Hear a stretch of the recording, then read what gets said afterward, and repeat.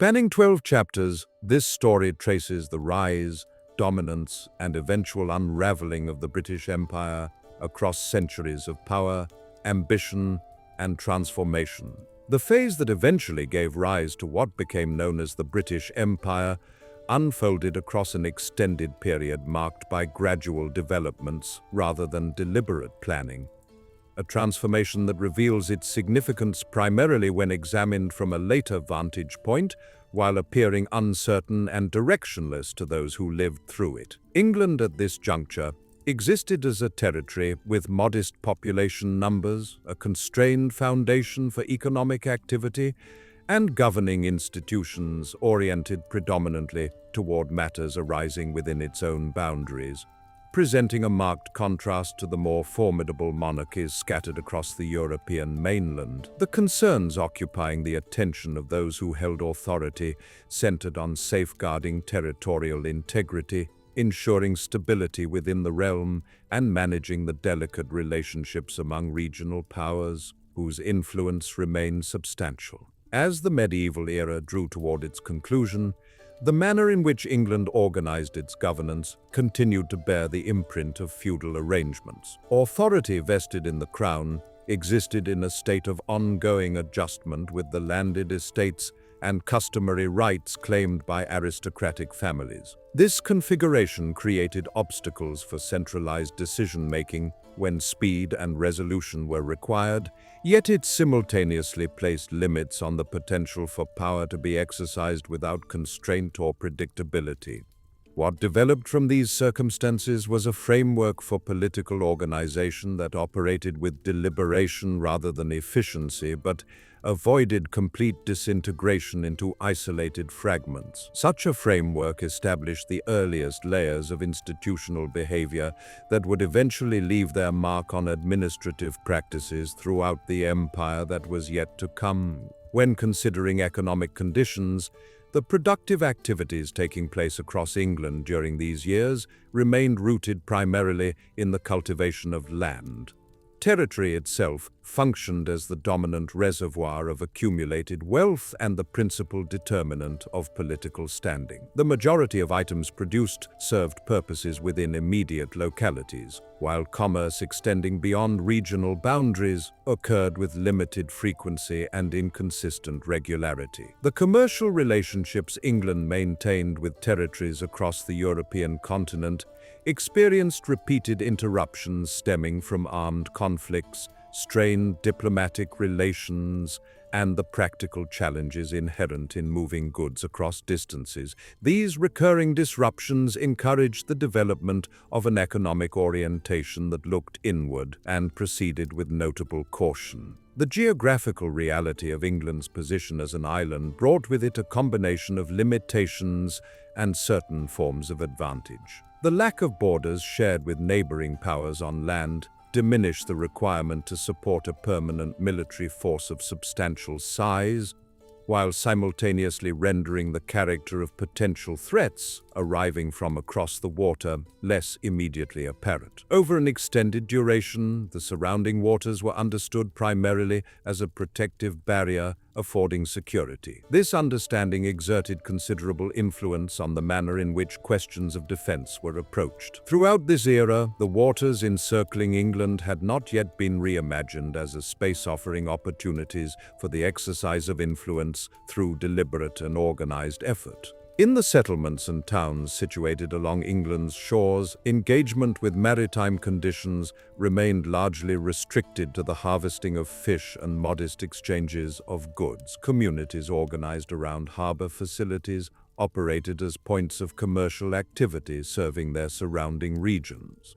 But the functions they performed developed without guidance from any sustained maritime vision originating with those who governed. Individuals who worked aboard vessels and those who participated in trade depended on accumulated familiarity gained through direct involvement, with understanding transferred across time through methods grounded in practice rather than recorded instruction. Within this setting, patterns of thought and skill associated with seafaring activity advanced at a measured pace, but with consistency. England had not yet brought into existence a naval capacity characterized by permanence and uninterrupted presence. Capabilities at sea typically took the form of assembled formations of ships brought together when circumstances demanded. The central objective these formations pursued involved not the extension of commercial pathways but the defense of existing shorelines and the modest trading activities already underway. Rather than assuming direct control over maritime matters, those holding authority within the state maintained a position that offered support or oversight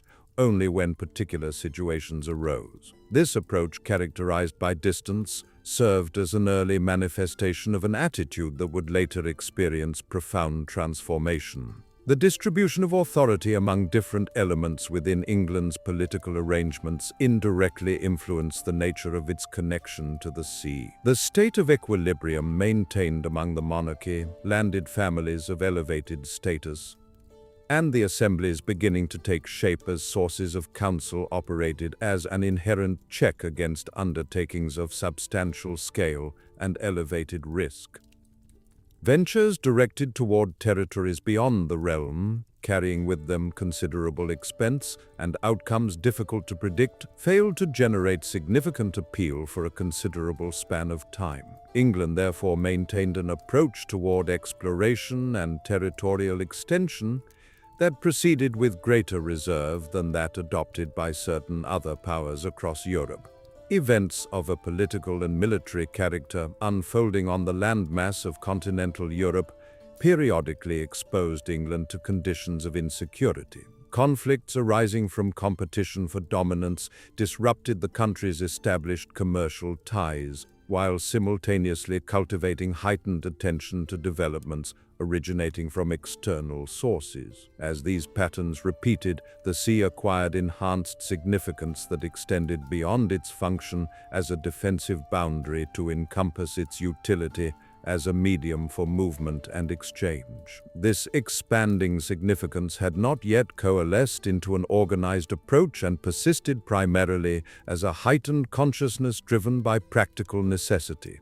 The gradual progression toward greater centralization occurring within England's internal organization assumed an essential role in determining the character of its future maritime development. As the exercise of royal power achieved greater consistency across time, the capacity to formulate plans extending into the future became progressively more feasible. The evolution of systems for collecting revenue toward greater regularity provided those governing the state with the ability to deploy available resources in a manner that could be anticipated with increased confidence. These institutional advances established the administrative preconditions required for subsequent initiatives concerned with activity at sea and commercial enterprise. Among the most striking features characterizing England during this initial period was its tendency to refrain from abrupt or sweeping alterations. Shifts in social organization and political structure generally manifested through incremental adjustments distributed across lengthy intervals. The evolving relationship with the surrounding waters adhered to this same pattern. Rather than pursuing the creation of extensive fleets, the establishment of settlements in distant regions, or the construction of far-reaching commercial networks, attention remained directed toward modest endeavors calibrated to address needs arising within limited geographical bounds. This measured approach minimized exposure to potential losses while allowing the process of acquiring knowledge to unfold over an extended duration. Understanding related to maritime conditions accumulated without attracting widespread attention throughout this interval. Those practicing the construction of vessels in communities built around harbors introduced gradual refinements to their methods, while individuals whose occupation involved seafaring developed comprehension of wind patterns and water movement through sustained exposure. Though this body of knowledge seldom found its way into documentation maintained by state authorities, transmission occurred from those of one generation to their successors. Across the passage of time, this accumulation established a reservoir of capability that could subsequently be directed toward objectives of greater ambition. The conduct of England's relations with external entities during this phase took shape primarily around considerations of protection and equilibrium in commercial exchange. The concept of exercising governance over territories situated elsewhere or establishing sustained dominion over regions separated by distance had not yet emerged within the country's thinking. Nonetheless, ongoing contact with maritime conditions gradually enlarged the frame through which England understood the broader world. Lands situated to remove began to be conceived not simply as indistinct areas marked on charts, but as locations offering possibilities for connection. At the conclusion of this stage, England persisted as a kingdom whose scope remained comparatively modest. Its capacity for economic production, its strength in military terms, and its ability to exert influence in political matters remained narrow when placed in comparison with the imperial structure it would eventually become. Yet the relative coherence present within its internal organization, the ascending importance attached to its engagement with the sea, and the measured but sustained expansion of commerce provided signals suggesting that a far more expansive development might ultimately take form. This initial phase should be understood not as the immediate origin of the British Empire, but rather as an extended interval of preparation, during which circumstances permitting such a configuration gradually assembled themselves. Throughout these years, England functioned neither as a commanding force nor as a polity animated by visions of extraordinary scope.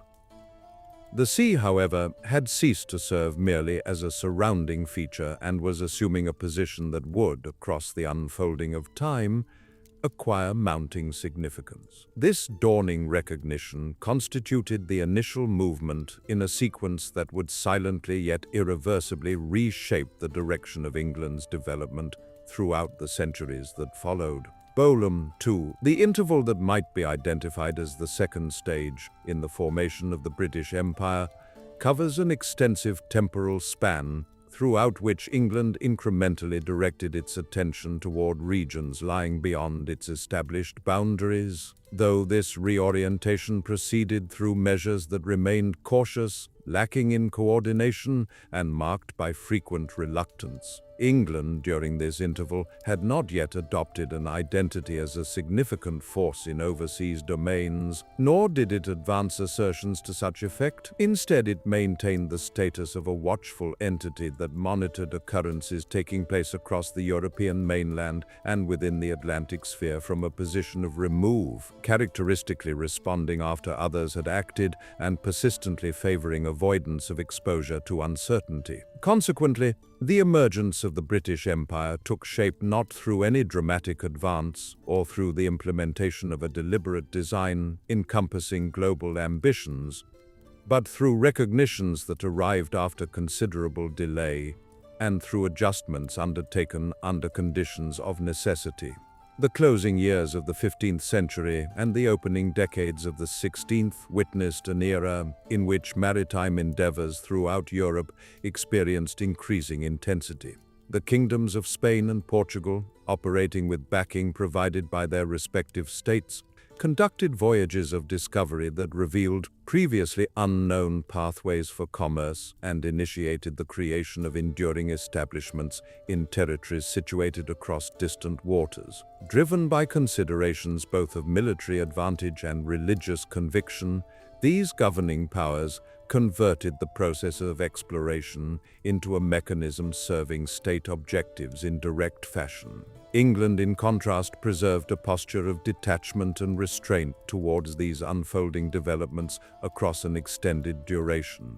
Among the foremost explanations for this reluctance stood the ongoing vulnerability present within England's internal political arrangements and the constrained nature of the resources at its disposal. Throughout this era, the matters commanding priority within England revolved around its connections with powers on the continental landmass, the maintenance of stability within its own territories, and the strengthening of authority vested in the crown. Exploration directed towards lands across the ocean, owing to the substantial expenditures it demanded and the unpredictable nature of the benefits it might yield, remained for a prolonged period an issue of subordinate importance. Among those who held positions within England's governing structures, the surrounding waters continued to be understood chiefly as an element of the natural environment requiring management, while regions located beyond the ocean appeared as spaces both remote and uncertain. This perspective resulted in England's participation in the era of maritime discovery,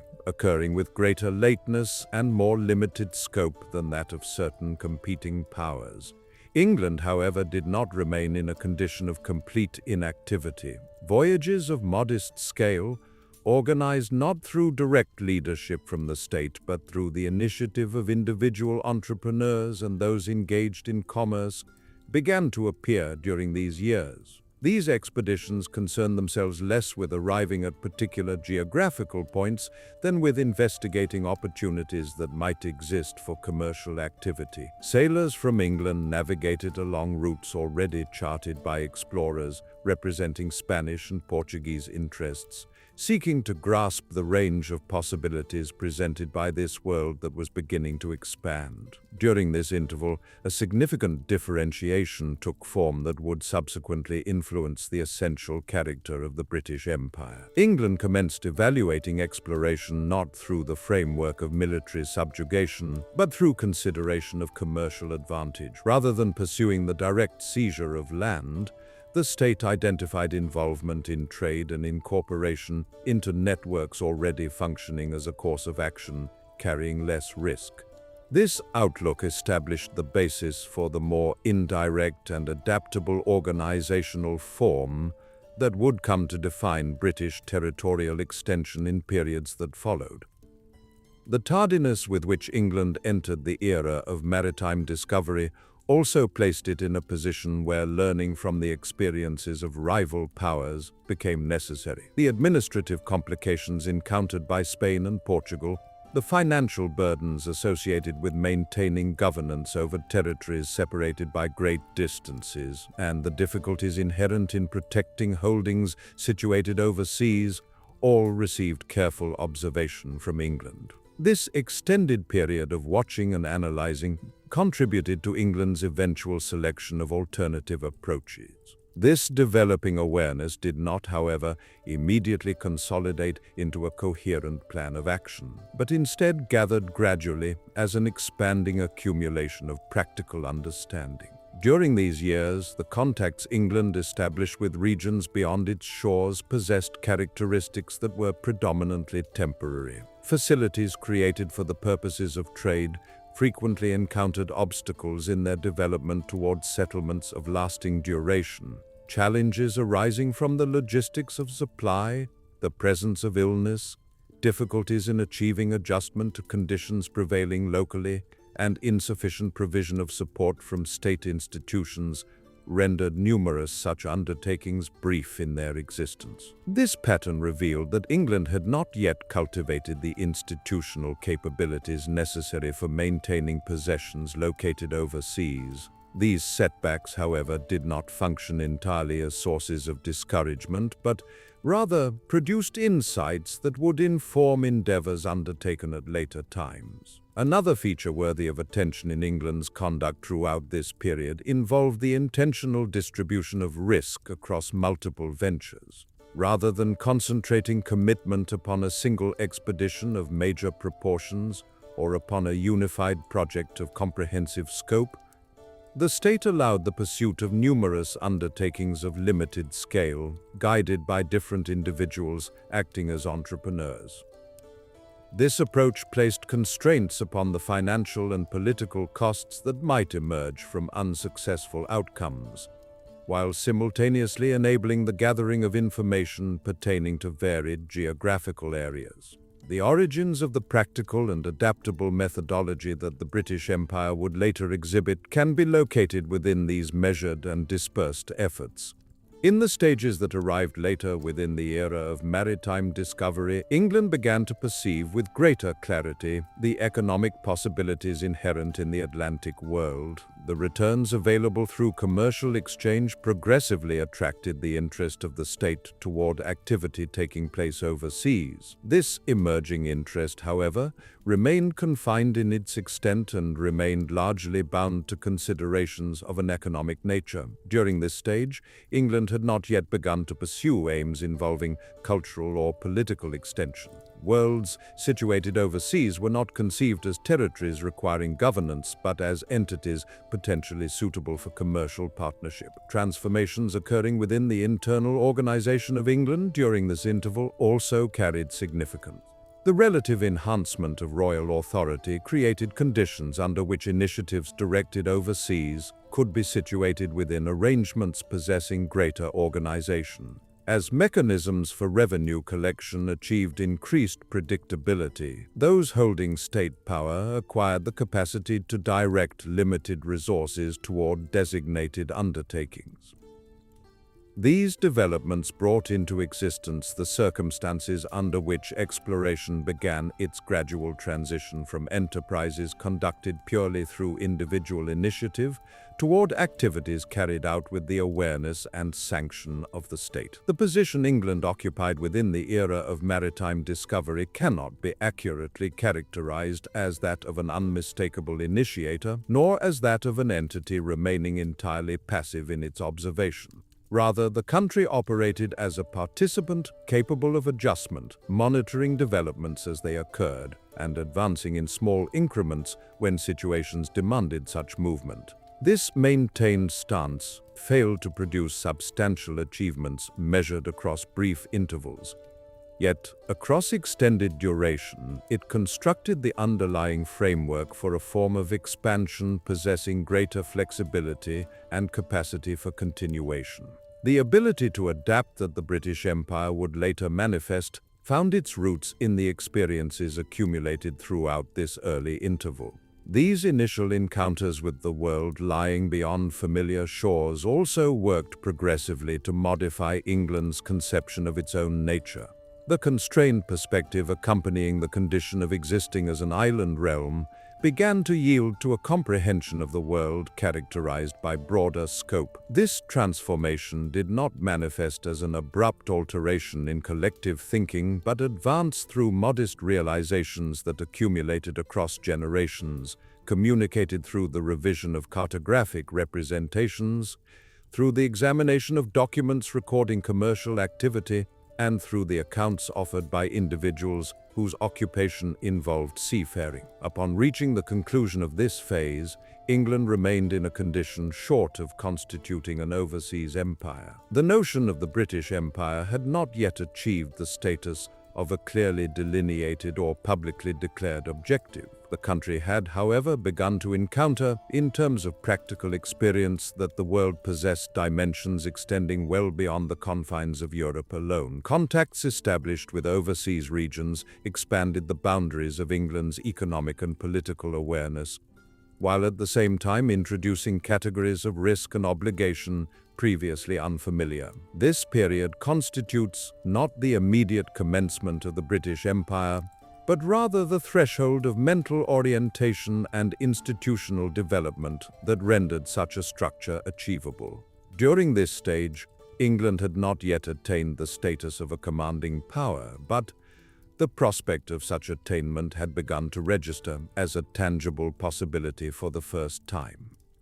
Though participation in the era of maritime discovery that arrived after others had begun appeared to position England at a point of relative disadvantage, this delay simultaneously directed the country toward a trajectory characterized by greater caution, enhanced adaptability, and more deliberate calculation. This trajectory established the foundation of the protracted process that would, throughout subsequent periods, determine the distinctive character of the British Empire.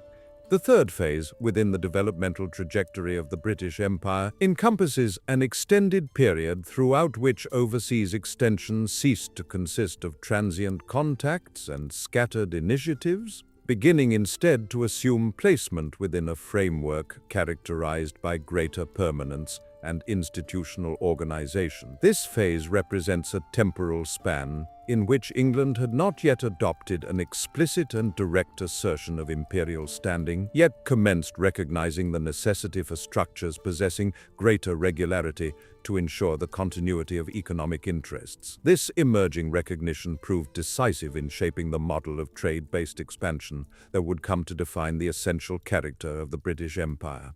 Approaching the closing years of the 16th century, the limitations inherent in permitting overseas activities to remain confined to the initiatives of isolated individuals began to manifest themselves with increasing clarity within England. Commerce conducted across substantial distances carried with it elevated costs, uncertain prospects for profit, and considerable exposure to risk. Under such conditions, the achievement of sustainable success by a single merchant or by a group of limited size became increasingly difficult. This situation brought to prominence the concept of larger organizational forms, through which risk could be distributed and capital could be assembled in concentrated fashion. Trading companies thereby began their transition toward becoming the fundamental instrument of English expansion.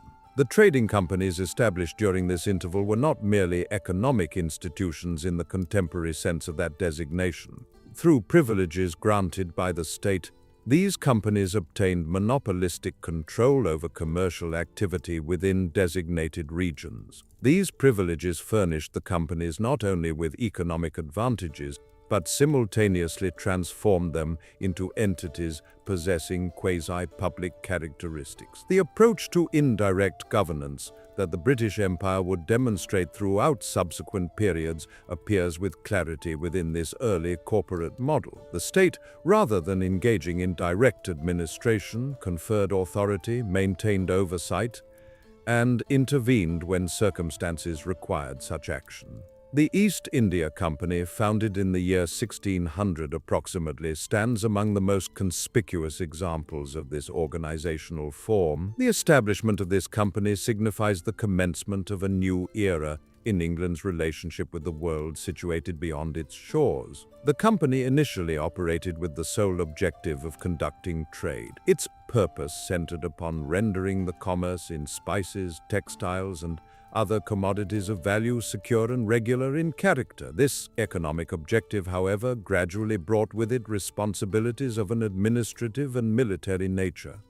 The conditions encountered within the regions where trading companies maintained their operations rendered it impossible for these structures to remain confined solely to commercial functions. The security of harbor facilities, the protection of storage locations, and the preservation of open commercial pathways necessitated measures of a military character.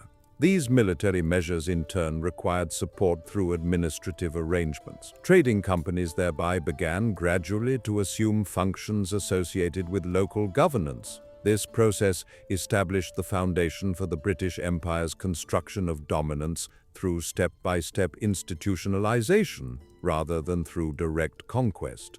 The aspect warranting attention during this phase involves the extent to which the English state monitored this process from a position of considerable distance. While the state granted extensive powers to the companies, it refrained from assuming direct responsibility for administration. This circumstance both diminished financial risks and ensured that political accountability remained limited in instances of failure. This method, to which the British Empire would resort with frequency throughout later periods, contributed to the empire's possession of a structure capable of flexibility and adaptation. The activities conducted by trading companies did not remain confined to Asia alone. Similar structures emerged within the Atlantic world as well. Commercial centers and settlements established along the coastlines of North America received organization through the agency of companies. These settlements originated with expectations of profit, yet encountered social and administrative difficulties as time progressed. Factors including relations with local populations, climatic conditions, and the challenges posed by distance render the role of the companies increasingly complex.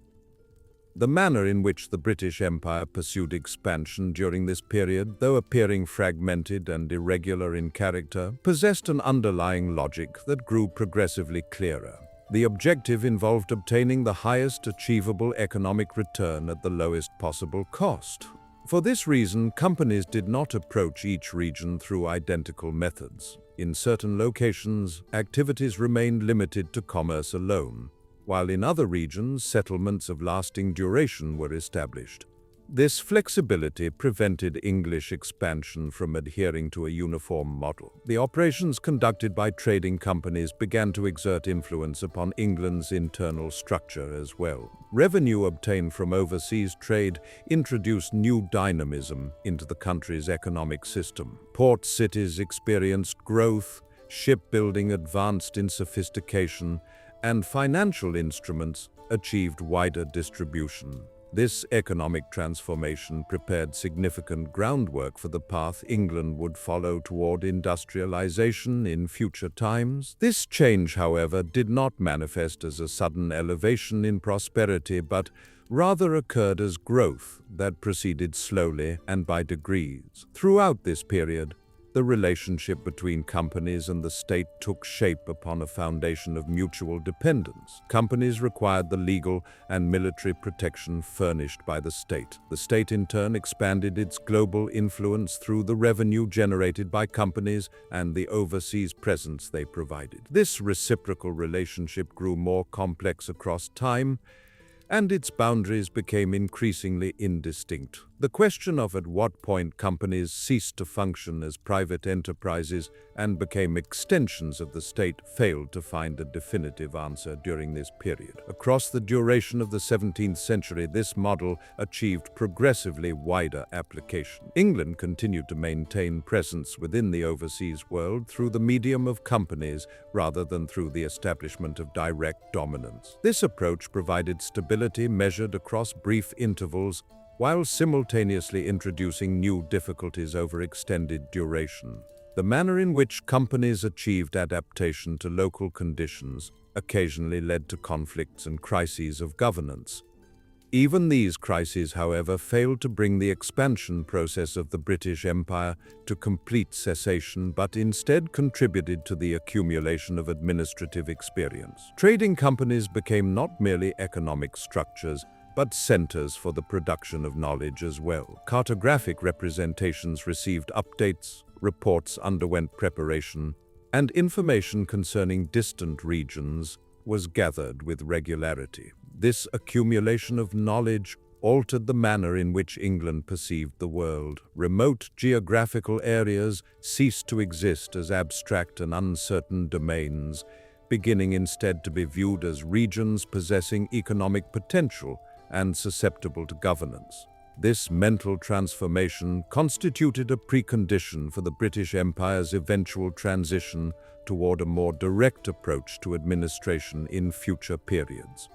The internal conflicts experienced during the 1640s approximately, and the subsequent alterations in governance, generated lasting debates concerning how the state within England ought to function. The structure that emerged as a result of these debates strengthened an understanding of governance founded upon the distribution of powers rather than upon absolute monarchy. This understanding exerted influence not only within internal politics, but also within the future administrative model of the empire. Central authority became more receptive to concepts of delegated power and local responsibility rather than seeking to control every detail through direct means. Alongside internal political transformations, the fiscal system within England underwent significant changes as well. Taxation achieved greater regularity, mechanisms for state borrowing developed, and the concept of financial reliability gained strength.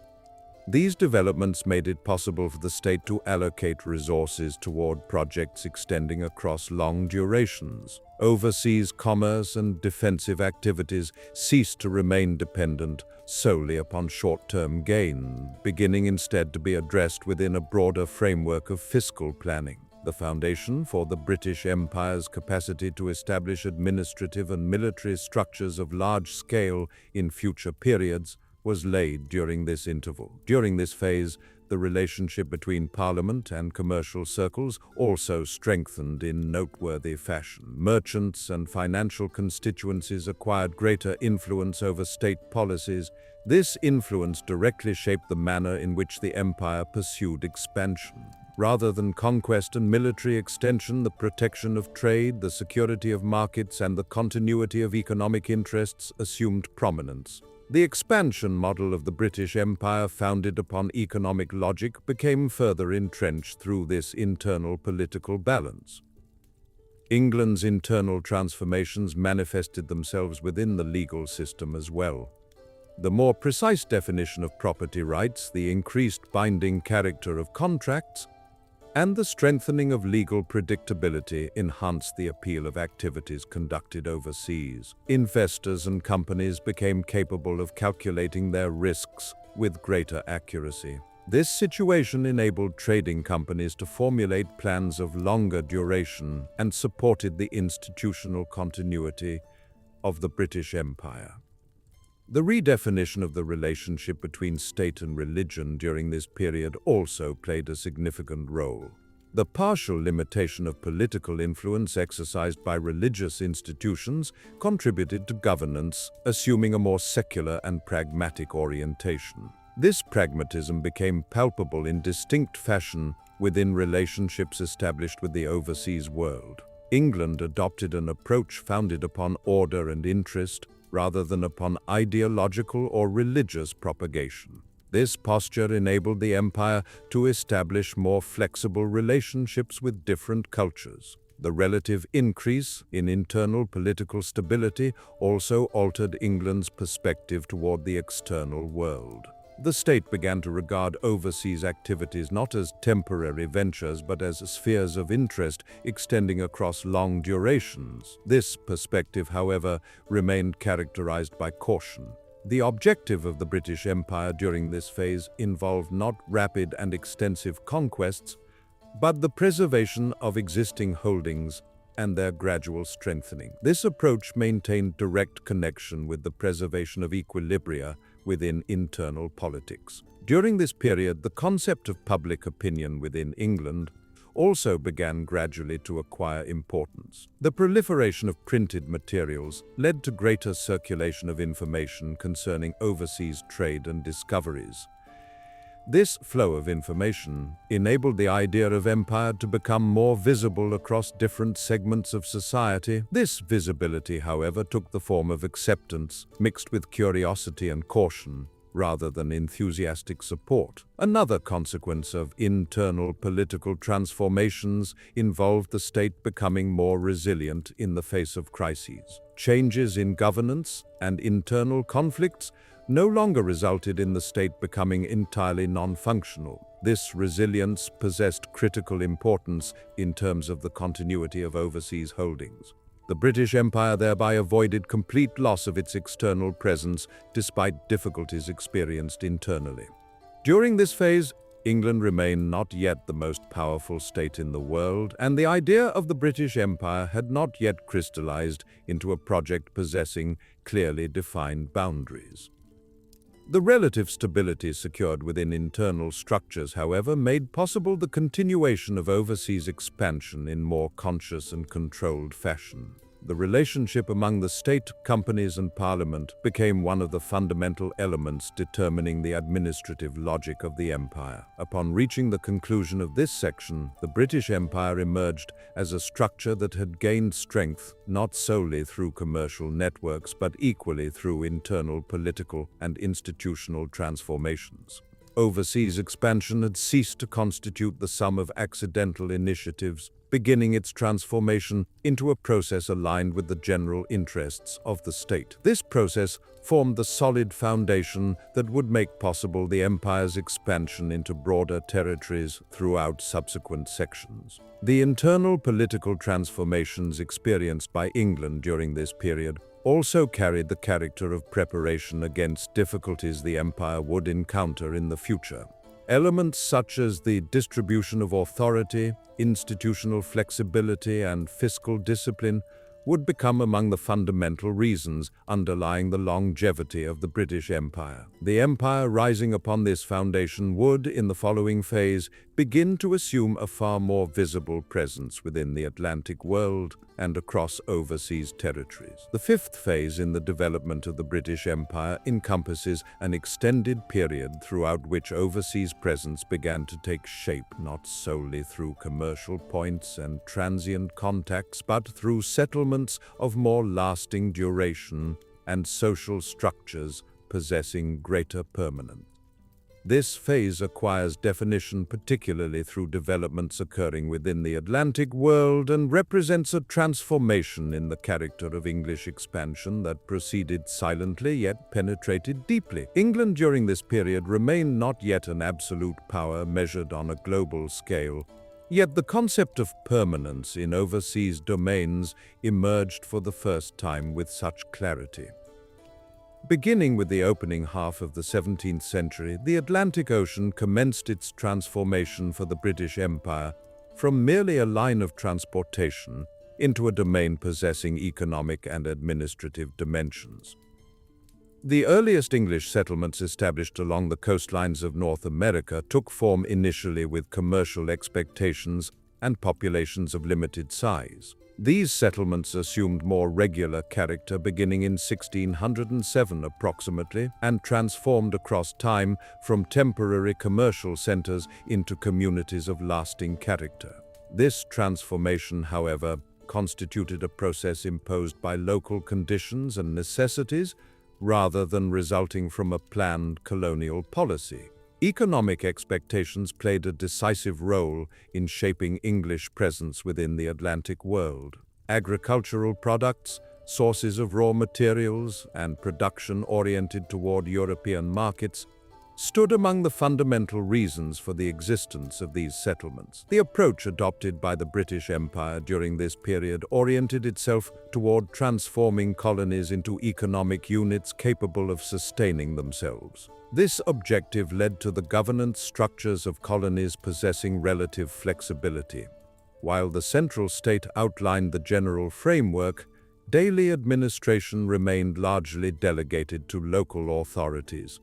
The Caribbean became one of the most profitable regions for the British Empire within the Atlantic world during this period. Sugar production, particularly from the middle years of the 17th century onward, determined the economic structure of the region. Sugar plantations, with their requirements for intensive labor, exerted profound influence upon the social fabric of the colonies. The British Empire, in adopting this production model, prioritized economic efficiency while addressing social consequences largely as a secondary matter. This approach demonstrated with clarity the extent to which the empire's economic logic exercised determining influence. A uniform model did not find application in the administration of Atlantic colonies. Pronounced differences existed between settlements in North America and colonies in the Caribbean. Local assemblies and representative structures emerged in certain colonies, while administration in some regions carried a more direct and centralized character.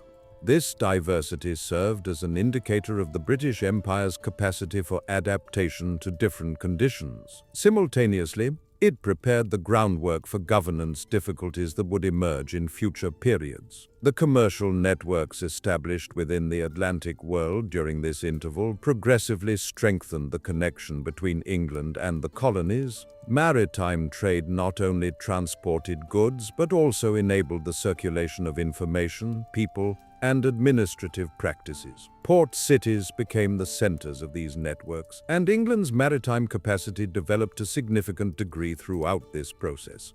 The role of naval forces assumed increasingly critical character in terms of protecting trade and ensuring the security of transportation. The expansion of the British Empire within the Atlantic world simultaneously brought with it competition with other European powers. Tensions experienced with France, the Netherlands, and Spain rendered the defense of colonies a matter of considerable importance. This competition frequently manifested itself in the form of limited conflicts and economic pressures. England during this period attempted to avoid direct and continuous warfare, yet it did not refrain from increasing its military presence in order to protect overseas interests. English settlers residing within Atlantic colonies developed social structures distinctive to themselves across time. Administrative regulations and legal norms arriving from England transformed into different applications through combination with local conditions. This situation led to the relationship between colonies and the metropolis assuming complex character. The British Empire tolerated these differences to a considerable degree, as economic efficiency and general stability were regarded as possessing greater priority than cultural and administrative conformity. Approaching the closing years of the 17th century, English presence within the Atlantic world acquired a more institutional character. Relationships among trading companies, local governments, and the state began to receive definition through more distinct boundaries. Beginning in the 1680s approximately, England undertook steps directed toward increasing oversight over the colonies. Yet this oversight remained indirect and limited in nature. The objective involved securing the economic contribution of the colonies and ensuring their protection against external threats. Among the most significant difficulties faced by the British Empire during this phase stood the challenges posed by distance and communication. Communication traversing the Atlantic required weeks or even months. This situation rendered rapid intervention by central administration difficult. Consequently, local initiative acquired great importance within the colonies. This local initiative, while producing practical solutions measured across brief durations, led to the formation of perceptual differences between center and periphery across extended time. This colonial structure, taking shape within the Atlantic world, exerted profound influence upon the future direction of the British Empire. The empire no longer consisted solely of commercial points, but was becoming an extensive network containing different social structures, economic systems, and forms of governance. The administration of this network assumed increasingly complex character and required new administrative solutions. Upon reaching the conclusion of this section, the British Empire had established a presence within the Atlantic world, characterized by permanence and multiple layers. This domain, extending from North America to the Caribbean, produced a significant portion of the empire's economic strength. This strength, however, simultaneously generated new responsibilities and vulnerabilities. As colonies grew in size, governance difficulties became more visible and relationships between center and periphery settled into more delicate equilibrium. For the British Empire, this phase represents a period in which expansion acquired quality rather than quantity. The matter at hand no longer involved reaching additional locations, but administering existing domains in sustainable fashion. The colonial structure established within the Atlantic world prepared the groundwork for the great transformations and conflicts the empire would encounter throughout subsequent centuries. This structure formed the foundation of the process that would, in the following phase, further sharpen the British Empire's understanding of naval power and global competition. The sixth phase within the developmental trajectory of the British Empire encompasses a protracted period throughout which overseas presence came to receive definition not solely through economic networks and colonial establishments, but progressively through naval power possessing permanent and organized character, capable of protecting and sustaining those networks. Throughout this stage, England had not yet adopted formal characterization of itself as a global empire. Yet it had effectively assumed the status of a state obligated to defend interests extending across multiple regions of the world. The sea ceased to be regarded merely as a medium for transportation or commerce, beginning instead to be understood as the fundamental element ensuring the coherence of the empire, considered as a unified whole. From the middle years of the 17th century forward, the central reality with which England found itself confronted involved the necessity of maintaining a naval force continuous and organized in character in order to sustain its presence beyond its shores. The protection of vessels engaged in commerce, the defense of colonial territories, and the containment of rival powers could no longer achieve realization through temporary assemblages of ships or through solutions limited to particular localities. This recognition led, beginning in the 1650s approximately, to the progressive centralization of naval forces. Throughout this period, naval power for the first time ceased to function as a defensive measure of temporary duration and became established as among the permanent institutions of the state. The significance assigned by the British Empire to naval power maintained direct connection with the transformation occurring within the balance of power across Europe during the same era. States, including the Netherlands, France, and Spain, emerged as direct competitors to England within both commercial and military maritime activity. Particularly throughout the second half of the 17th century, conflicts conducted at sea demonstrated to England that supremacy upon the waters constituted not solely an economic question, but equally a political one. Control exercised over the seas determined not only the security of pathways used for trade, but also the extent of influence a state could wield within diplomatic negotiations. Throughout this period, the naval strategy adopted by England did not establish itself upon foundations of wholly aggressive expansion. Its primary objective centered instead upon the protection of commercial networks and colonies already in existence. The British Empire directed its attention less toward achieving absolute mastery at sea and more toward limiting the operational freedom available to its competitors while simultaneously safeguarding its own interests. This approach reflected a model of expansion characterized by caution, maintaining consistency with the broader character of the empire. The institutionalization of the Navy involved dimensions extending beyond mere increases in the quantity of vessels. It required the cultivation of administrative structures, logistical systems, and financial arrangements. The maintenance of the fleet, the training of personnel, and the financing of naval campaigns demanded sources of state revenue possessing regularity and reliability. This necessity contributed to the evolution within England of a financial system marked by greater complexity and resilience. Naval power thereby became a factor shaping the economic and administrative foundations upon which the empire rested. Naval facilities established throughout the Atlantic world and extending beyond expanded the global reach available to the British Empire. Ports underwent transformation, extending beyond their function as centers of commerce, becoming military and administrative nodes situated within a broader imperial network. These facilities enabled the sustainability of voyages spanning great distances and permitted England to maintain presence of more enduring character in regions separated by vast expanses. Through this structure, the empire became fragmented in geographical terms yet integrated in functional terms as a singular system. As naval power experienced expansion, the manner in which the British Empire perceived global competition also underwent evolution.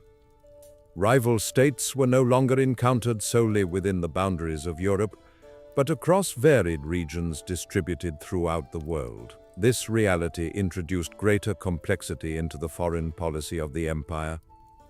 England could find itself maintaining alliance with a particular power within one region, while simultaneously confronting that same power as a competitor within another. This flexibility became a defining characteristic of British diplomatic practice. Throughout this era, maritime commerce received regard as the central channel sustaining the cohesion of the empire.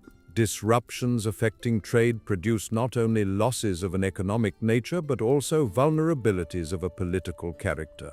Among the principal responsibilities assumed by the Navy, therefore, stood the protection of routes used for commercial purposes. The British Empire did not pursue the imposition of absolute tranquility upon the waters, but instead directed its efforts toward ensuring the continuity of its own commercial activity. This emphasis conferred upon naval power an orientation predominantly defensive in character.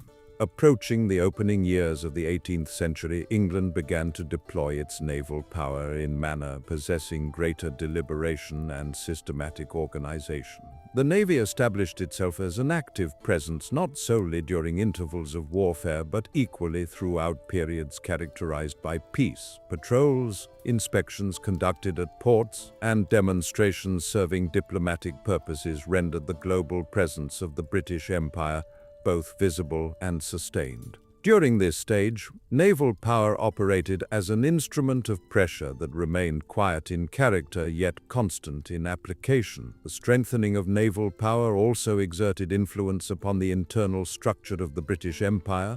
The Navy required labor and resources of extensive scale, drawing broader segments of society into direct engagement with maritime activity. Cities organized around harbors experienced expansion. Professions associated with seafaring underwent diversification, and knowledge pertaining to nautical matters became increasingly subject to institutionalization. These social transformations further reinforced the identity of the empire as centered upon maritime concerns. Among the most significant challenges encountered by the British Empire throughout this period stood the administration of its expanding naval networks. The coordination of fleets maintaining operations across different oceanic expanses introduced complications into processes of communication and decision-making. These challenges encouraged the central administration to adopt solutions possessing greater flexibility. Authority received increasing delegation to commanders and administrators operating at local levels. While this delegation offered advantages of a practical nature measured across brief intervals, it simultaneously established the groundwork for a gradual loosening of connections between center and periphery across extended duration. Alongside the growth of naval power, the manner in which the British Empire perceived the world underwent transformation of fundamental character. The world ceased to appear as a collection of isolated regions, beginning instead to be understood as an interconnected totality linked through routes traversing the waters. This perspective became decisive in shaping strategic planning of an imperial nature. Developments occurring in regions situated at considerable distance exerted direct influence upon decisions reached at the center. This mutual interdependence formed the basis of the empire's transformation into a system global in scope. Upon reaching the conclusion of this phase, the British Empire had achieved the institutionalization of its naval power, had become engaged fully within global competition, and had commenced the sustenance of its overseas presence within a system possessing organization and structure. The empire no longer consisted solely of colonial territories and commercial networks, but now possessed maritime infrastructure of considerable power that connected and protected these elements. This infrastructure would become among the most critical factors enabling the endurance of the empire across extended time. This power, however, simultaneously generated responsibilities and risks of new character. Dependence upon naval strength rendered the empire more exposed and vulnerable to developments occurring on a global scale. Tensions maintained with rival states ceased to remain confined to regions defined by borders, becoming instead increasingly perceptible across the open expanses of the oceans. During this stage, the British Empire had entered an environment characterized by competition that proceeded quietly yet with intensity. This process prepared the foundation for the phase that would follow, throughout which the empire would achieve deeper integration with industry, economic systems, and global networks of production. The access to global domains secured through naval power formed the foundation of a transformation that would position the British Empire not merely as a power maintaining presence overseas, but as the center of a world system characterized by increasing interconnection. Bolum 7, the seventh phase within the developmental progression of the British Empire, encompasses a prolonged and transformative process, throughout which the empire advanced beyond constituting a structure founded solely upon overseas territories and naval power, commencing instead to operate as an economic system functioning on a global scale. This stage assumed form roughly from the middle years of the 18th century through the opening half of the 19th century, and witnessed developments that altered the character of the British Empire in permanent fashion. The transformation did not manifest as a sudden rupture, but unfolded through effects that proceeded slowly yet penetrated deeply, extending across multiple decades. Beginning in the 1760s approximately, the modes through which production occurred within England entered a period characterized by fundamental alteration. An economy founded upon agriculture and labor, performed manually, gave way gradually to mechanization and to sites of production possessing centralized organization. This shift formed the early stages of what would subsequently receive designation as the Industrial Revolution. Initially perceptible solely within certain sectors, the transformation eventually exerted influence upon the entirety of England's economic structure. Capacity for production experienced increase, costs underwent reduction, and the circulation of goods accelerated to noticeable degree. This economic transformation conferred new significance upon the overseas presence maintained by the British Empire. Colonies ceased to function merely as distant regions engaged in commercial exchange, becoming instead areas that furnished the raw materials necessary for industrial continuity and served as markets for goods produced through manufacture. Particularly following the 1780s, commodities including cotton, sugar, tobacco, and various minerals began to occupy positions of centrality within the economic network of the empire. Throughout this process, the British Empire undertook the reorganization of the relationship between production and consumption measured on a global scale. As the Industrial Revolution progressed in its advancement, the demand England maintained for energy also underwent expansion. Approaching the closing years of the 18th century, production of coal rose with rapidity, exerting influence upon the geographical distribution of centers devoted to industry. Connections linking cities organized around harbors with regions characterized by industrial activity experienced strengthening. These developments in infrastructure enabled integration of tighter character between the overseas commercial networks of the empire and its domestic economy. Goods produced through manufacture underwent transportation from England toward the colonies, while materials in raw form originating from territories situated overseas received direction toward centers of industry.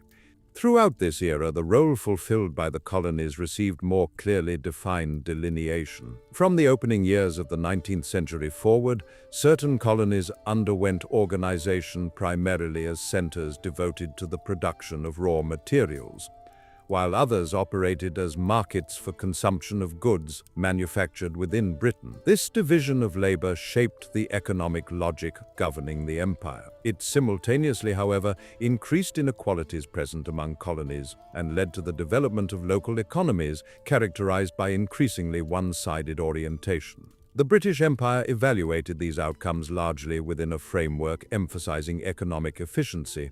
The Industrial Revolution also brought alterations of significant character to transportation and communication. From the 1820s onward, the widespread adoption of vessels powered by steam increased both the speed and reliability characterizing maritime transport. This development effectively shortened the distances separating different portions of the empire from one another. Times required for communication underwent decrease, and trade became subject to greater predictability. The capacity of the British Empire to operate as a system global in scope received enablement through these advances of a technological nature.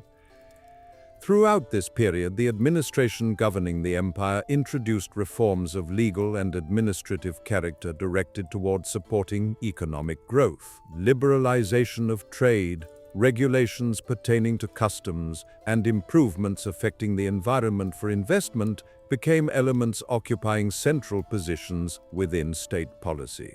By the 1840s, England began to advocate with greater explicitness the principle of free trade across the empire. This approach sought to secure the economic interests of Britain across a scale possessing breadth. The effects produced by the Industrial Revolution upon the empire also generated consequences of environmental and human character. Production intensified in character led to the consumption of resources proceeding with rapidity. Pressures associated with production increased within the colonies, and the ways of life maintained by local communities underwent transformation. Within the administrative mindset prevailing during the period, however, these outcomes generally received treatment as concerns of secondary importance. During this stage, the British Empire assigned priority to the functioning of the economic system above considerations of all other character. Throughout this era, economic connections maintained within the empire became more decisive in character than bonds of military or political nature. The British Empire derived its power not solely from its army or from its navy, but from its capacity to exercise control over global networks devoted to production and trade. By the middle years of the 19th century, these networks had undergone evolution into a system possessing complexity, encompassing regions of the world marked by diversity. England occupied the position of centrality within this system and functioned as the primary agent directing the flows occurring within it. As the Industrial Revolution continued its progression, the British Empire became a force possessing capability to establish the rhythm characterizing the global economy. Fluctuations in price, volumes of production, and routes employed for trade received direct influence from decisions reached within the empire. This reality increased the global responsibilities borne by England while simultaneously deepening relationships characterized by dependency. The empire now found itself compelled to consider not solely its own interests, but equally the stability of the extensive system over which it held governance. Upon reaching the conclusion of this phase, the British Empire had become a structure global in scope, grounded in industry and economics. Production, trade, and transportation existed as interconnected elements, constituting the fundamental components sustaining imperial existence. This power, however, simultaneously generated risks of new character. Crises of an economic nature, disruptions occurring within production, and interruptions affecting routes of trade emerged as factors possessing capability to threaten the cohesion of the empire. The Industrial Revolution carried the British Empire into among the most powerful phases within its history, while simultaneously transforming it into a system characterized by greater complexity and fragility. This stage marked not solely the ascent of the empire toward its peak, but equally laid the foundations for the major challenges it would encounter in the future. Throughout the period that would follow, this economic strength would be felt with greater distinctness, alongside burdens of administration possessing growing weight and responsibilities global in scope undergoing expansion. The eighth phase of the British Empire encompasses a protracted period throughout which the empire attained its greatest extent, measured in both geographical scale and global influence. While simultaneously, the administrative and structural burdens generated by this vastness became increasingly visible in character. This stage can generally receive placement between the middle years of the 19th century and the opening years of the 20th century, roughly from 1850 to 1914. Though this era frequently receives description as the empire's period of peak attainment, it was shaped in practical terms less by dramatic expansion than by a process possessing slow movement, characterized by relative stability and mounting strain maintained in balance. By the middle years of the 19th century, the British Empire possessed territories, posts established for trading purposes, and spheres of influence distributed across nearly every region of the world. India, substantial portions of Africa, ports occupying strategic positions in Southeast Asia, and colonies characterized by settlements such as Australia and Canada formed components possessing distinct character within the imperial structure. This expansion did not occur through sudden conquest, but through decades of administrative arrangements, treaties, and gradual mechanisms devoted to control. The transfer of India's administration in direct fashion to the British state in 1858 approximately stands as among the most significant institutional steps characterizing this period. During this stage, the British Empire functioned not merely as a power devoted to expansion, but as a system of governance global in scope. The central challenge no longer involved the acquisition of territories not yet held, but the orderly and sustainable administration of those already possessed. Geographies possessing diversity, social structures, and economic needs underwent management with increasing frequency from a single center. This reality encouraged the development of an approach to imperial rule characterized by greater bureaucratic organization and standardization.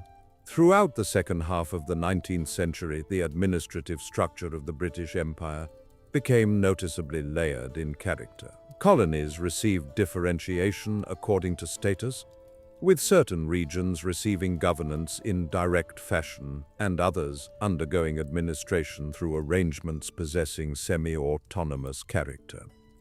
The acquisition by Canada of Dominion status in 1867 represents among the earliest examples of this model. The intention involved reducing the administrative burden placed upon the centre while encouraging greater assumption of responsibility at the local level.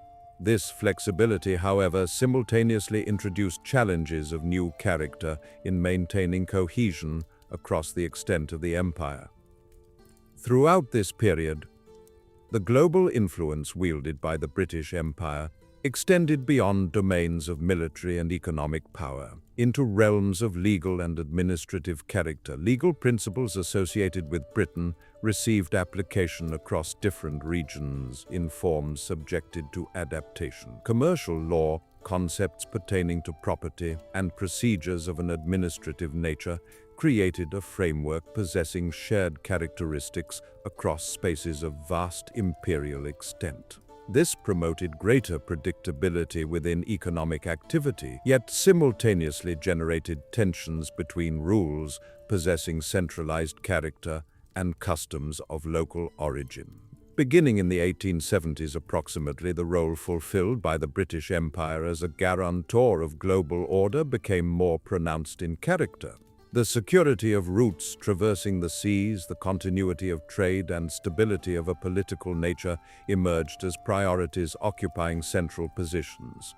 The Navy maintained presence of continuous character in various portions of the world, serving with greater frequency as a force providing deterrence and stability than as an instrument devoted to direct conflict. Throughout this phase, the British Empire increasingly operated in the manner of a power devoted to global policing. This conception of global order, however, placed pressure of growing character upon imperial resources, expenditures of a military nature, costs associated with administration, and investments directed toward infrastructure occupied a share of the state budget undergoing expansion.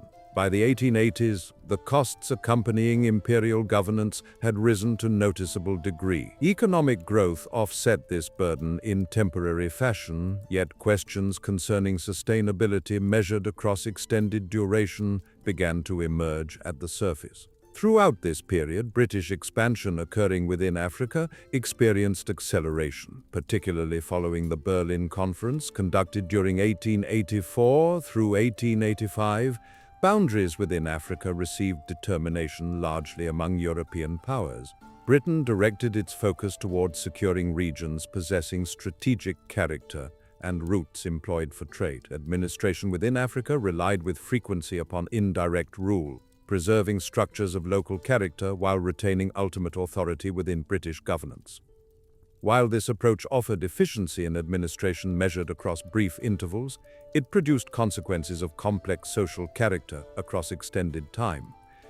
Another challenge of major character encountered by the British Empire throughout its period of peak attainment involved communication and coordination across domains possessing vast extent. From the 1860s forward, the expansion of networks employing telegraph technology accelerated to a significant degree the flow of information occurring between center and periphery. This advance of a technological nature permitted decisions to receive implementation with greater speed, yet it simultaneously heightened expectations concerning control exercised from centralized locations. Administrators operating at local levels came under supervision of closer character and received instructions possessing greater directness from the imperial center. During this stage, ideology of an imperial character became increasingly visible. The British Empire tended to present itself not merely as a structure driven by interests, but as a system furnishing order and stability. This narrative became more pronounced in character following the 1890s. Such framing of an ideological nature did not, however, eliminate the difficulties of a practical nature accompanying imperial governance. Demands and expectations arising locally across different regions frequently failed to achieve alignment with rhetoric originating from centralized sources. Approaching the closing years of the 19th century, the British Empire entered an environment characterized by renewed global competition. Powers possessing industrial character and emerging status, including Germany and the United States, began to present challenges to Britain in domains both economic and related to maritime strength. Around 1900, the British Empire remained the largest empire present in the world, yet perceptions concerning unquestioned supremacy underwent gradual erosion.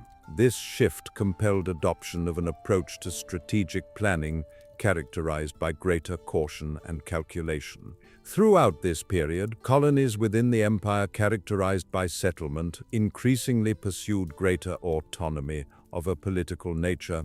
The Federation of Australia in 1901 stands as an example possessing significance of this trend. Such developments indicate the gradual evolution of the empire from a model possessing centralized character toward a structure looser in organization and characterized by multiple layers. The imperial center largely accommodated these demands in effort directed toward preserving cohesion, considered in overall terms. As the period of peak attainment drew toward its conclusion, the British Empire operated within a global system characterized by increasing complexity. Ties of an economic nature, alliances of a political character, and commitments of a military nature constrained the freedom of action available to it. By the 1910s, the empire remained powerful in character, yet that power required management and balance of constant character. The preservation of global order no longer constituted an outcome occurring automatically, but represented a process demanding effort of sustained nature. Upon reaching the end of this phase, the British Empire had attained the widest and most influential extent present throughout its history. This breadth, however, simultaneously represented responsibility of heavy character. The empire had become a structure charged not solely with advancing interests belonging to itself, but with sustaining the stability of a system global in scope. This condition prepared the foundation for the major disruptions and transformations that would follow throughout the stage that would arrive next. Rather than marking an endpoint possessing definitive character, the period of peak attainment signaled the commencement of a phase characterized by fatigue and extending across prolonged duration for the British Empire.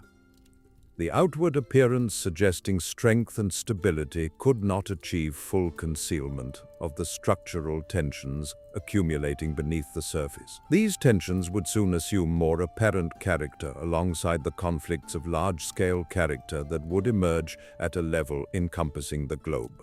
The ninth phase of the British Empire encompasses a period throughout which the structural burdens the empire had carried across extended duration became fully visible amid upheavals of global character, as stability yielded to uncertainty and processes characterized by forced adaptation. This stage extends roughly from 1914 to 1945. And receives its shape through two major wars encompassing the world. Rather than representing collapse occurring with suddenness, this period achieves best understanding as a transition extending across prolonged duration, throughout which power underwent gradual erosion and the imperial balance experienced increasing strain. The First World War, commencing in 1914, altered in fundamental fashion the global role occupied by the British Empire. The empire became involved not solely in conflicts unfolding upon the European continent, but equally in military and logistical operations distributed across multiple regions of the world, from India to Africa and from Canada to Australia. Various portions of the empire received drawing into the war effort. This situation revealed that the vastness characterizing the empire functioned both as an advantage and as a source of difficulties of serious character related to administration and resources. Throughout the First World War, the primary priority maintained by the British Empire involved protecting routes traversing the seas and preventing the complete collapse of its networks devoted to trade. The Navy operated at a pace possessing intensity, with the protection of traffic occurring at sea, particularly within the Atlantic, proving vital in character. The financial cost accompanying the war, however, reached extremely elevated levels. By 1918, Britain confronted a burden of debt possessing heavy character, weakening the overall economic resilience of the empire. With the arrival of the war's conclusion, the British Empire emerged among those appearing as victors. Yet this victory brought challenges of new character. Following the Paris Peace Conference conducted in 1919, the responsibilities borne by the empire underwent expansion. Administrative areas of new character emerged within the Middle East, adding further strain to a governing structure already subjected to overextension. This expansion received execution less through colonial rule of classical character than through systems operating as mandates. Yet, in practical terms, it further enlarged the sphere within which the empire exercised control. Throughout this period, demands of social and political character within the empire became increasingly visible. Colonies that had made contributions of significant character to the war effort began to demand greater representation of a political nature throughout the years following the war. Within India particularly, political mobilization experienced intensification from the 1920s forward. The British Empire could not achieve entire disregard of these demands, yet it simultaneously avoided reforms possessing rapidity and far-reaching character. This approach, characterized by caution, contributed to the persistence of tension across extended duration. The Great Depression, commencing in 1929, disrupted in deep fashion the economic system of the British Empire. Volumes of trade measured on a global scale underwent contraction, production of an industrial nature experienced decline, and unemployment rose to elevated levels. Economic ties maintained within the empire became both an advantage and a burden throughout this crisis. On one hand, trade occurring within imperial boundaries offered protection of partial character against shocks originating externally. On the other hand, the crisis achieved distribution throughout every portion of the empire. Economic dependence maintained between center and periphery became increasingly pronounced in character.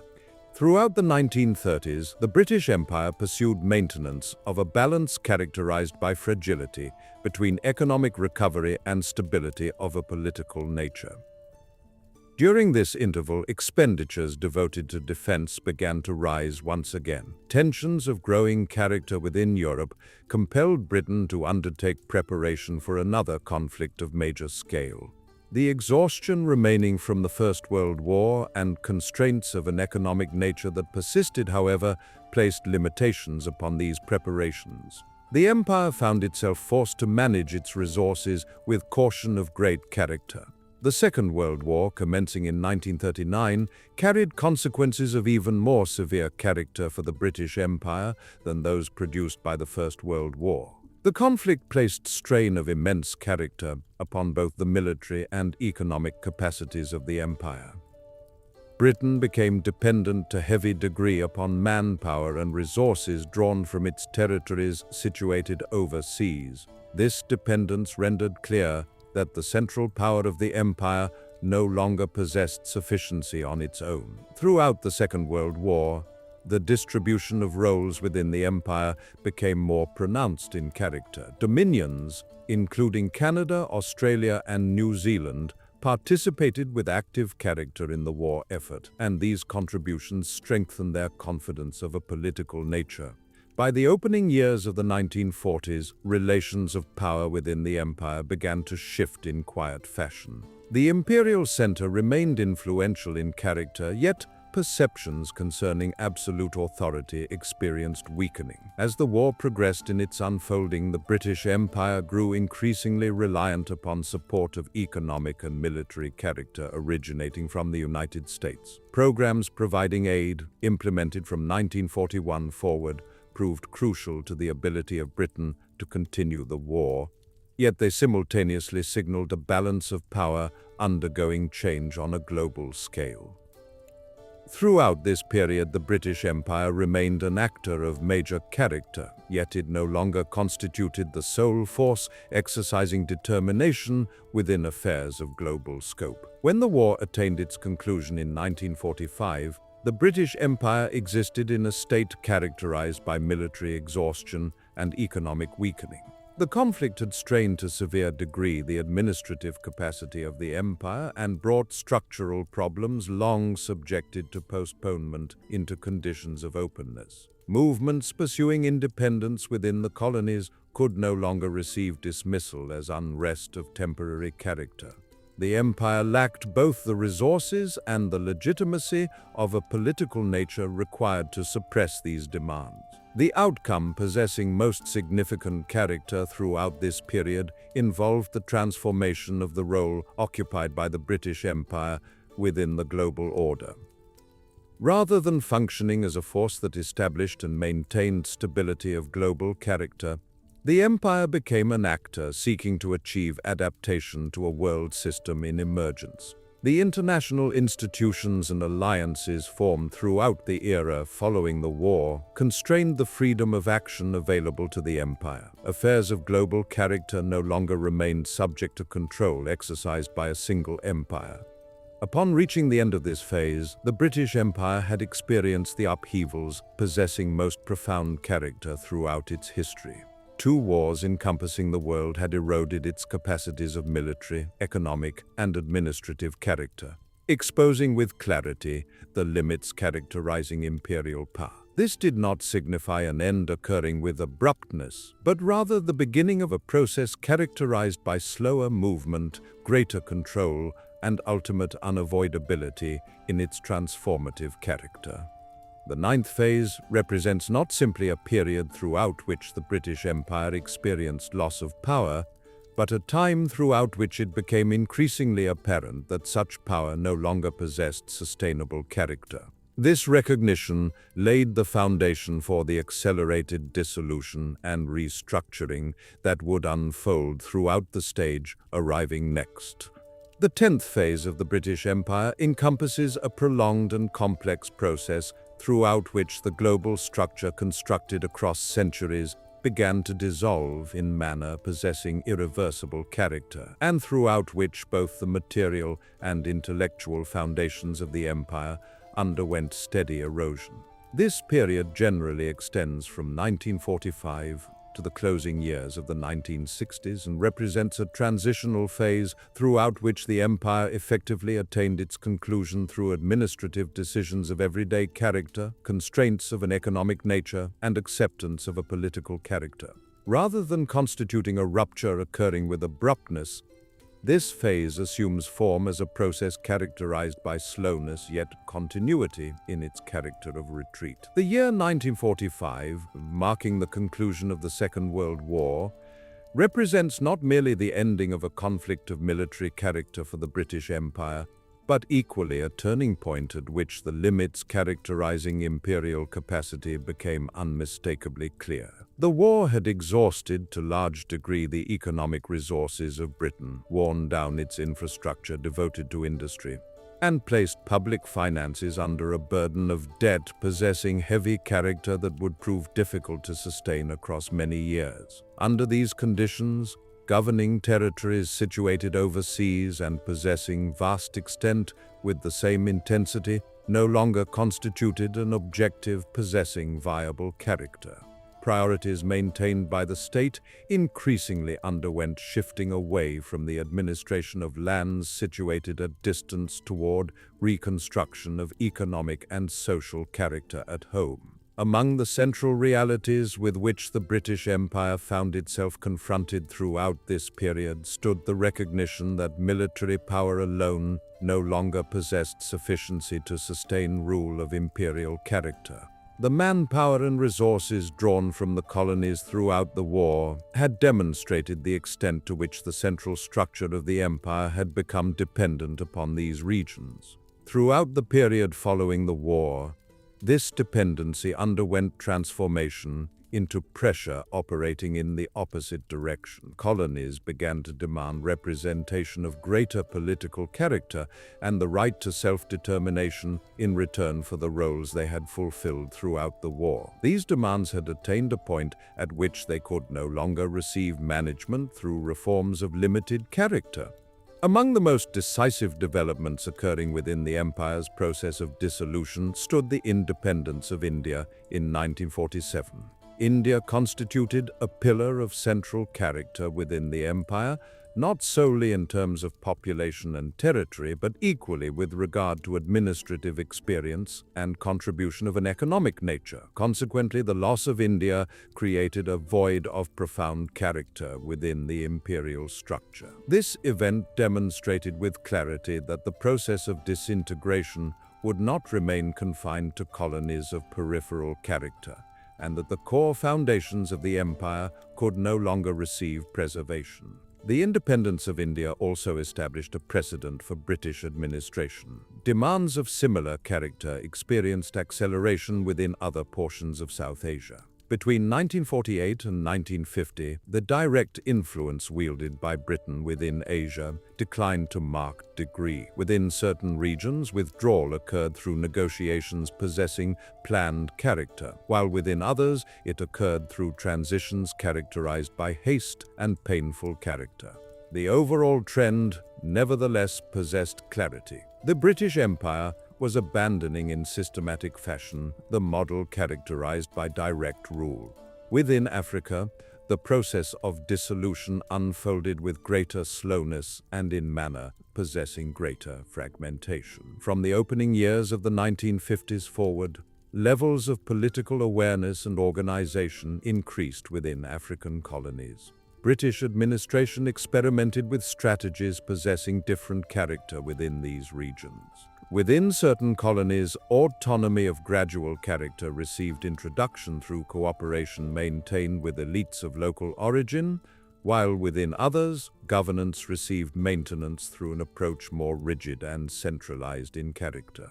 Across extended duration, however, these strategies possessing differing character proved insufficient to preserve cohesion of imperial character.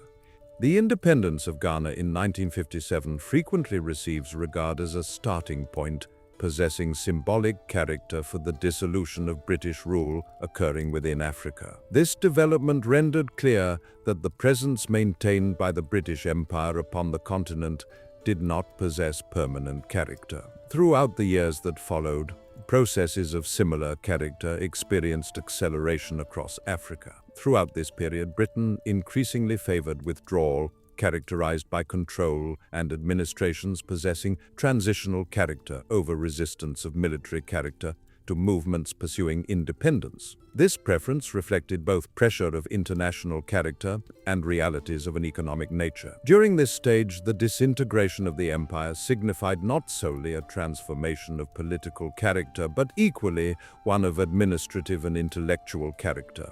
The bureaucratic structure shaped across centuries through logic of imperial character no longer possessed a functional role suited to territorial reach of such extent. Administrative units situated overseas underwent reduction, certain institutions received dissolution in entire fashion, and the language employed in governance gradually underwent change.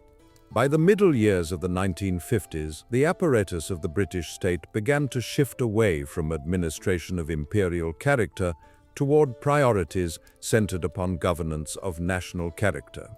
The Suez Crisis, occurring in 1956, stands as among the most striking moments of rupture throughout this period. The crisis demonstrated with clarity that Britain could no longer function with independence within affairs of global character, and that reflexes of traditional imperial character had experienced loss of their validity. Shifts occurring within the international balance of power constrained to a severe degree the room for maneuver available to Britain. The Suez Crisis therefore achieves understanding not solely as a failure within foreign policy, but equally as a declaration possessing symbolic character that the era characterized by empire had attained its conclusion. Throughout this period, the military presence maintained by the British Empire also underwent gradual reduction. Certain bases situated overseas received closure, while others underwent transfer to states possessing newly acquired independence. Expenditures of military character experienced scaling back, and strategies devoted to defense received redefinition.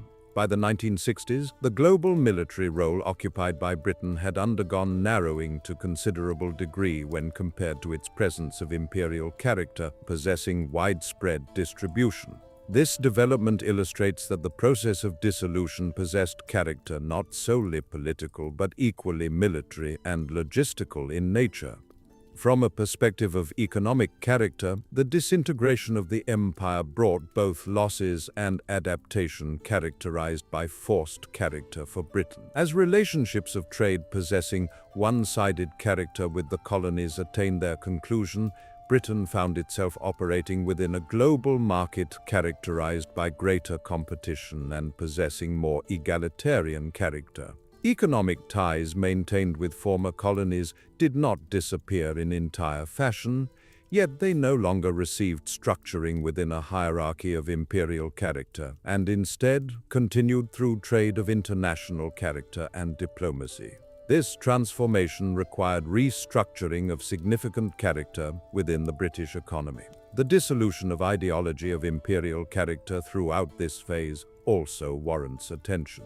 The idea of empire underwent gradual recession from discourse of public character, receiving replacement through emphasis upon cooperation of international character, partnership, and multilateralism.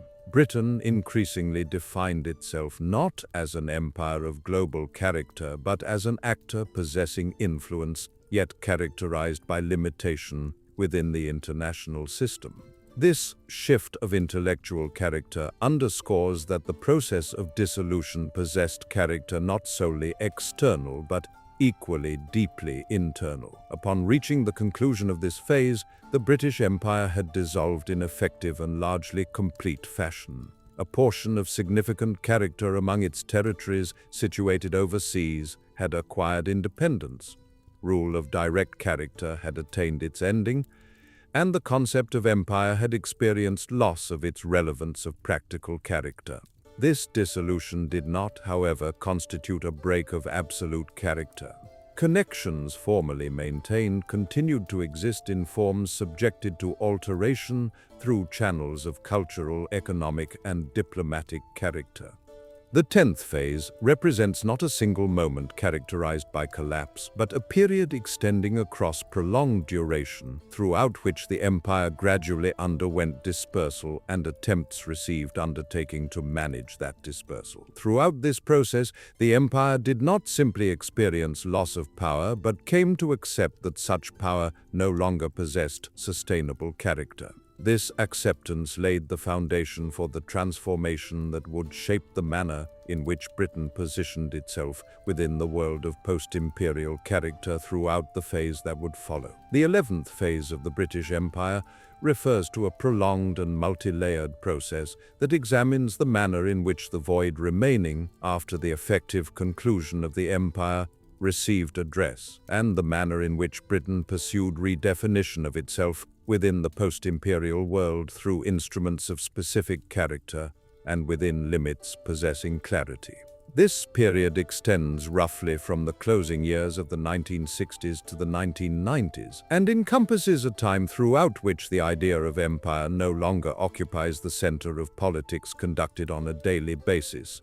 Yet its legacy remains influential to deep degree. This phase assumes form not so much as a loss of power, but as a transition throughout which the nature of power and the ways through which it receives exercise undergo change of significant character. By the closing years of the 1960s, what remained of the British Empire had become largely symbolic in character. Most colonies situated within Africa had acquired independence. Administration conducted overseas within Asia had attained its conclusion, and the military presence maintained by the empire had undergone reduction of significant character. From this point forward, the central question confronting Britain no longer involved the degree of its power, but rather the areas within which and the instruments through which that power could receive application. The apparatus of the state that had once operated on a scale encompassing the globe throughout the imperial era now had to assume a role more limited in extent, yet more focused in character. Throughout this period, the foreign policy maintained by Britain underwent reorientation possessing clear character.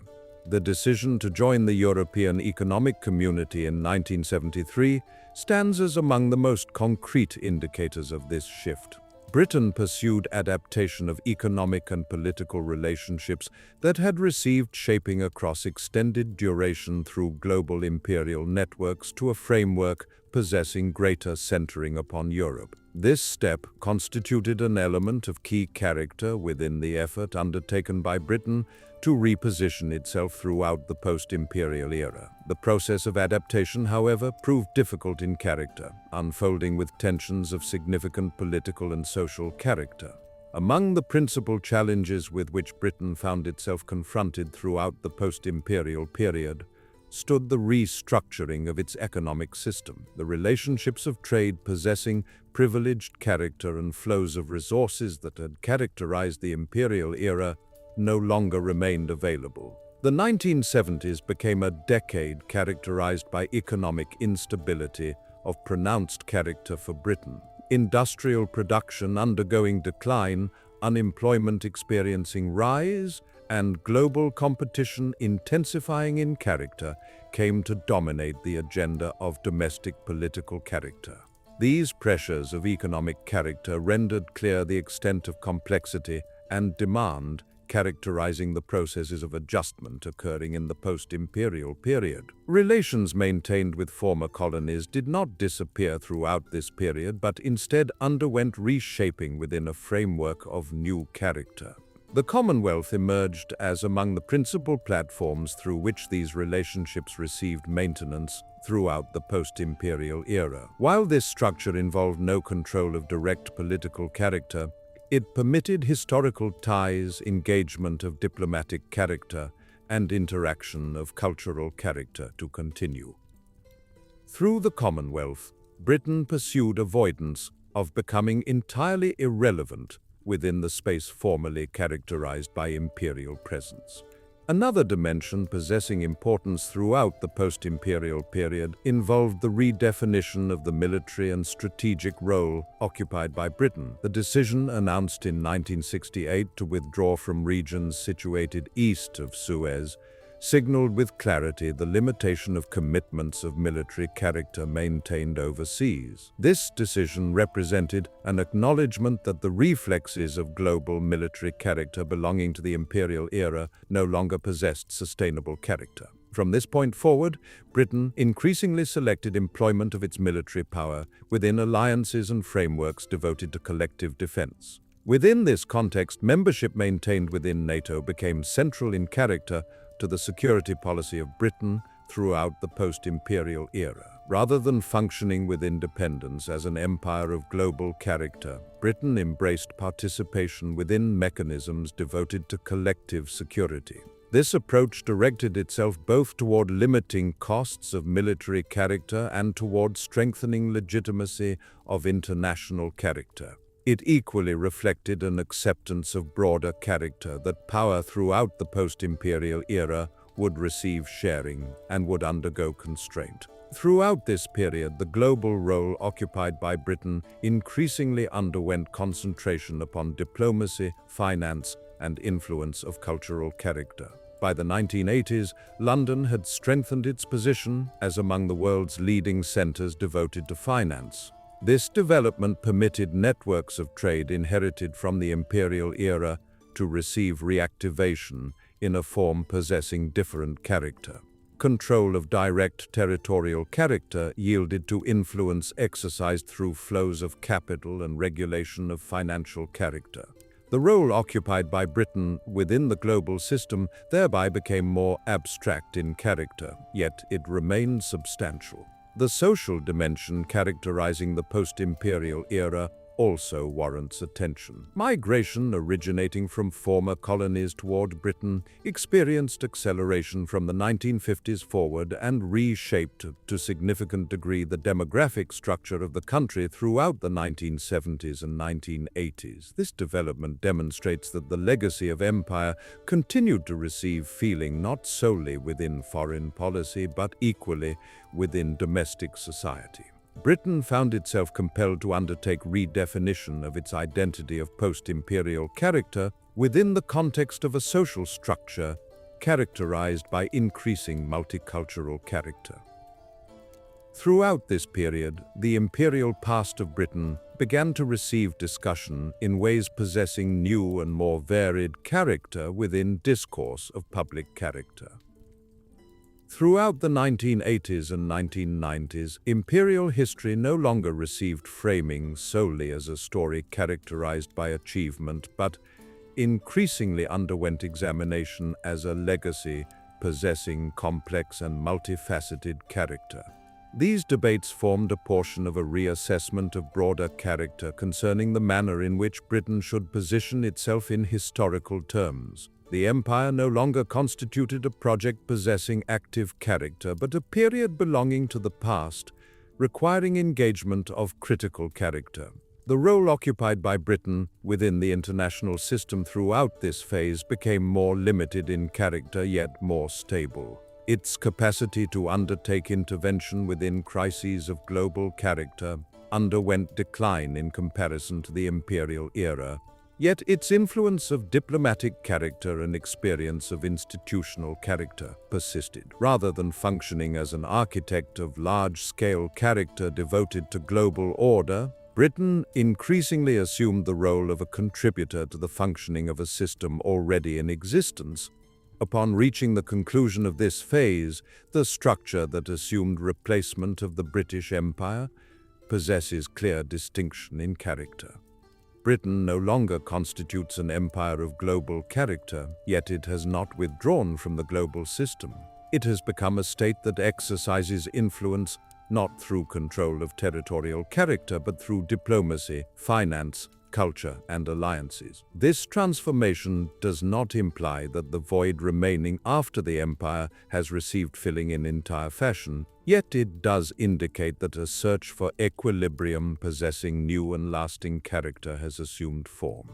The 11th phase conveys the story of a country engaged in learning to exist with the legacy remaining after the British Empire withdrew from the stage belonging to history. It represents not an effort to leave the past in entire fashion behind, but an attempt to construct a role of new character alongside it. This effort provides a key to understanding the reason for which the effects of the empire continue to receive feeling even across extended duration, following its conclusion of formal character.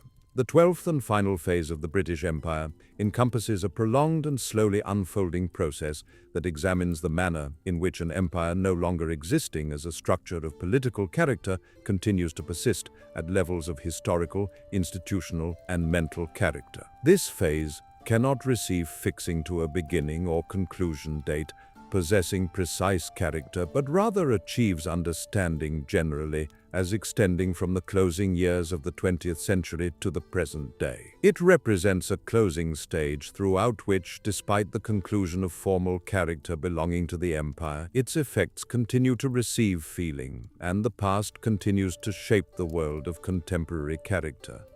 Throughout this phase, the British Empire no longer exists as an area possessing clearly defined character and marked upon maps, but rather as a legacy possessing dispersed character and embedded within the global order. Legal systems, practices of administrative character, language, models devoted to education, and elements of significant character within economic structures have received construction upon foundations laid throughout the imperial era. Though the direct control exercised by Britain has attained its conclusion, these elements have become a portion of ordinary character within daily life across many countries. This reality demonstrates that the conclusion of the empire did not constitute a rupture of absolute character, but a transformation extending across long duration. The traces remaining from the British legal system within different countries constitute among the most visible examples of this legacy. By the closing years of the 20th century, terminology of legal character, structures devoted to courts, and procedures of administrative character within many former British colonies continued to reflect the British model. This continuity constitutes not merely a habit possessing residual character from the past, but equally an arrangement of practical character.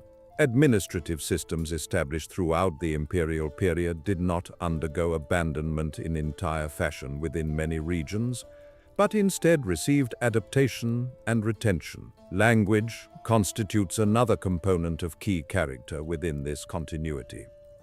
English underwent spreading throughout the imperial era and, by the opening years of the 21st century, had become among the principal tools devoted to communication of global character. This widespread use cannot receive attribution solely to the British Empire.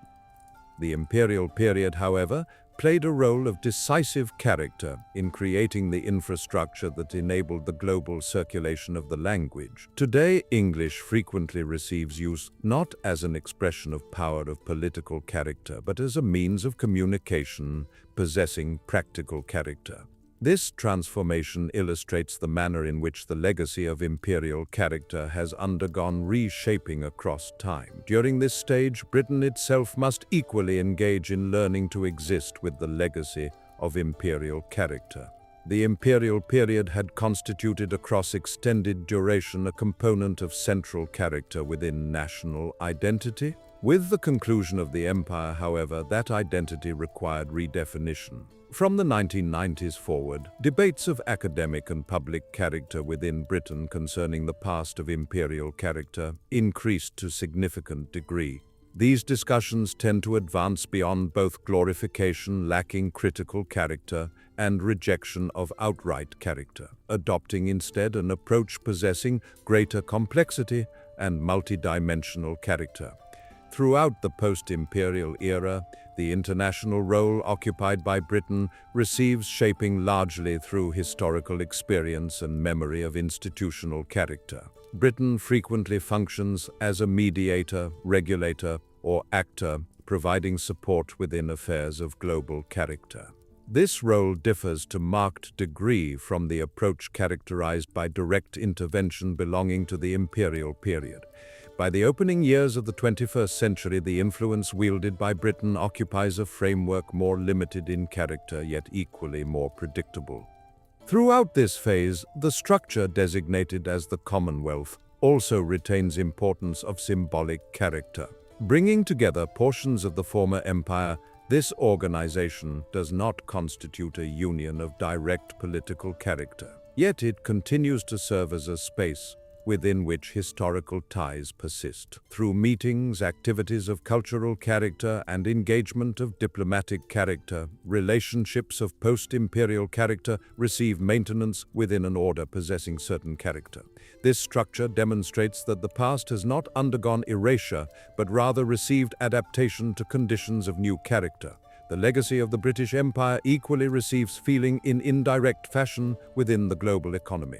Centers devoted to finance, frameworks of legal character governing commerce, and practices of maritime character function as versions undergoing transformation of networks established throughout the imperial era. The position occupied by London within the financial system of global character can receive viewing as a reflection of modern character belonging to experience within trade and banking. From the imperial era, this assists in explaining the reason for which the effects of economic character belonging to the empire continue to receive feeling despite its dissolution of physical character. Approaches directed toward the legacy of imperial character vary from country to country. For certain former colonies, the imperial period receives viewing as a past of formative character that shaped structures of administrative character. For others, it receives regard as an inheritance possessing more problematic and contested character. These perspectives possessing differing character highlight the fact that the empire possessed vastness and complexity too great to receive explanation through a narrative of singular character. As a phenomenon of historical character, the British Empire continues to carry meanings of different character across regions possessing different character. From the perspective of Britain, the post-imperial era equally represents a period devoted to reflection of inward character.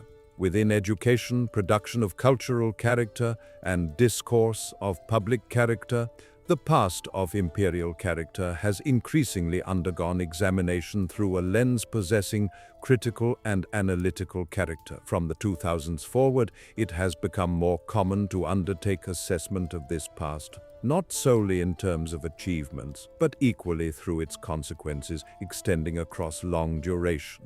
This approach contributes to an understanding of the empire as a process of historical character possessing calmer and more balanced character. Throughout this final phase, the British Empire no longer receives treatment as a project devoted to power, but as a process of historical character attaining completion. With its emergence, expansion, peak, and dissolution, the empire forms a cycle of extended character governed through its own internal logic. This cycle progressed not through breaks occurring with abruptness, but through change of gradual character. The conclusion of the empire followed the same pattern, unfolding across decades rather than through collapse, occurring with suddenness. Upon reaching the conclusion of this phase, the story of the British Empire transcends that belonging to a single state or era and stands completed as among the processes of long duration within global history. The empire no longer operates as a structure devoted to decision-making, yet the traces it left behind remain observable within the world of today. These traces frequently possess subtle character, embedded within life of everyday character, and persist without drawing attention of overt character. The conclusion of the British Empire represents not a closure of definitive character, but a transition of historical character. This transition offers an example of important character for understanding the manner in which power receives construction, sustains itself, and ultimately undergoes dissolution. The empire possesses a beginning and conclusion coherent in character within its own logic, yet its effects extend far beyond those boundaries. The British Empire no longer constitutes a structure possessing living character, but a process of vast character located within the past. This process, nevertheless, continues in quiet fashion to exist as a reference point of key character for understanding the present.